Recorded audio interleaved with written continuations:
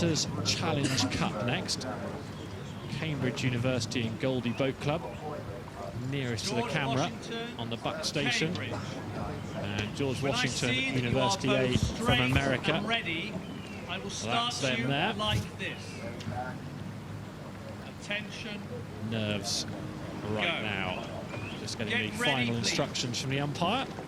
And joining me in the commentary box now is Adrian Cassidy, former chief coach of Irish rowing, former GB coach as well. Attention. Tim, Often bump into you in airports around the world. Yeah. Nice coffee and a beer sometimes. Head in and out of regattas, World Cups and World Championships and the like. Nice to see you, Adrian. Right, let's see how they get on then in the Visitors Challenge Cup.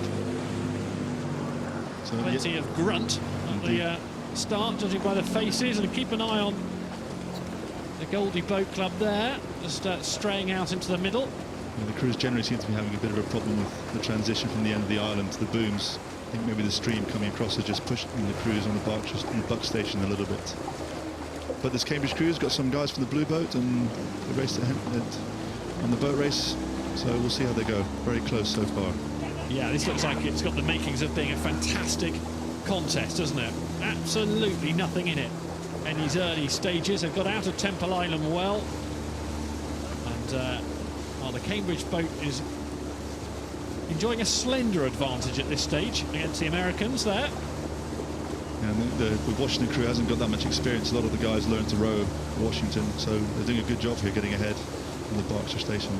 Yeah, that's George Washington University right there in your picture, just edging in front of the Cambridge boat nearest. Yes, they've got a length lead now, haven't they, the Americans? Yeah. Impressive from them. They look nice and lively on the rating and really quite dynamic, whereas the Cambridge crew seems to have settled a bit lower and seems a bit heavy. So whether they can transition into something more relaxed and efficient, maybe they can get back on terms.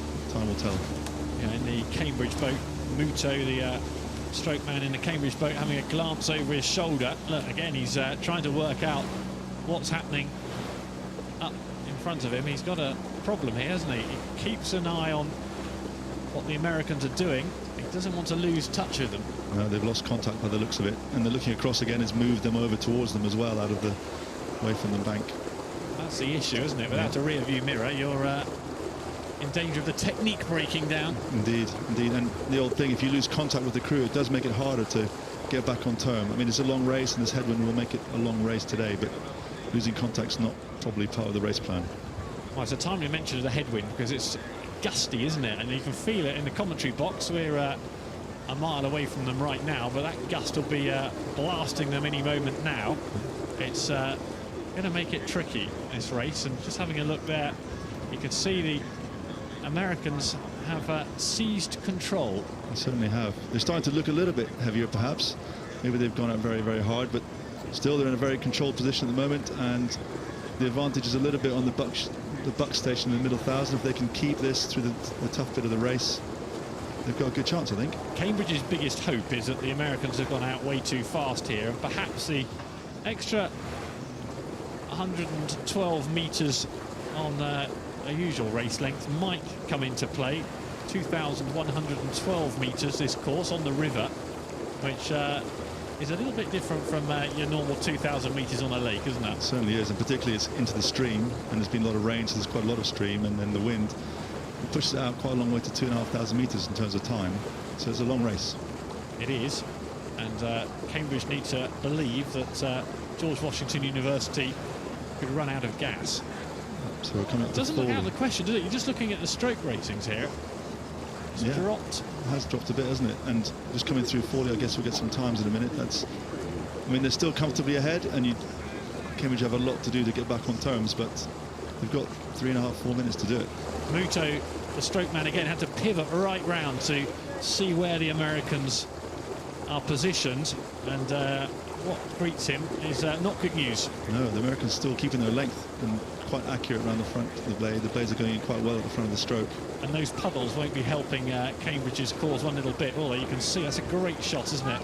From overhead, you can see the puddles left by the Americans, which will just make it a more bumpy ride for the boat behind, Cambridge boat. And also makes the steering quite difficult because the wash and the bounce of the other boat will start to push the stern of the trailing crew, and again then gets difficult to get a good platform. So it's clear length, clear water.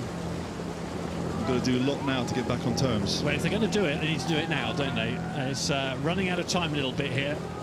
Cambridge University and Goldie Boat Club have 3 or 4 lengths to make up against George Washington. That's George Washington University A from the USA that you can see in the picture now. And it's dangerous reading too much into facial expressions, but if you do, then the Americans are nailed on winners, because look at the poise there. They look very relaxed, don't they? Keegan's you can see in the stroke seat nearest with the dark sunglasses on. Looks incredibly relaxed considering how far down the race they are. They do indeed, and the barman there just giving a quick call to the crew to move on. Handling the conditions very well. You can see in the previous shot how bouncy it was, and the crews are rolling around quite a lot on this wash, but they really are sort of commanding the race. Really impressive. So the Visitors Challenge Cup, this is for men's fours obviously, for club and university crews specifically. Yep, so this is the second tier Copses Fours event. Stewards is for all the international crews, and this is for the top universities and clubs. And I would suggest that George Washington University, based on this performance, are right up there amongst the top universities and clubs, aren't they? This is one to watch. Indeed, today's the first day of racing for this event, and what a great way to start it. Just really take the race by the scruff of the neck, be aggressive, get a lead, put the opposition under pressure. And that is exactly the race they've rode here. Cambridge University, they haven't actually, the lead hasn't extended at all in the second half of the race, but they just haven't been able to make the impact. They haven't been able to get back in contention or back up level. Yeah, they really need to, it's either now or never, but it's a long way to go. In front of the packed enclosures. Yeah, the Washington crew, really, the stroke rate is a bit lower, but they really are rowing nice, long, consistent strokes, and it's paying them dividends, through making them much more efficient through the middle of the course. As soon as you lose the lead or lose contention on this stretch of the Thames, it is so difficult to get back into it, isn't it? Yeah, it is. Because you just can't hear them anymore. You know, Cox's boat is quiet. There's no shouting of a Cox. If they get length and a half ahead of you, suddenly it's hard to. They might as well be 2 or 3 lengths ahead. Yeah, you need to seize an initiative off Temple Island, otherwise you can often be done for. Indeed. So that's what's happened here. In fact, just recently it's opened up a bit more, and it's a reasonably comfortable win for Washington in the end. Yeah, they're coasting up to the finish line now. Impressive. George Washington University A from the USA over the line. Good margin of victory over Cambridge University and Goldie Boat Club in the Visitors Challenge Cup.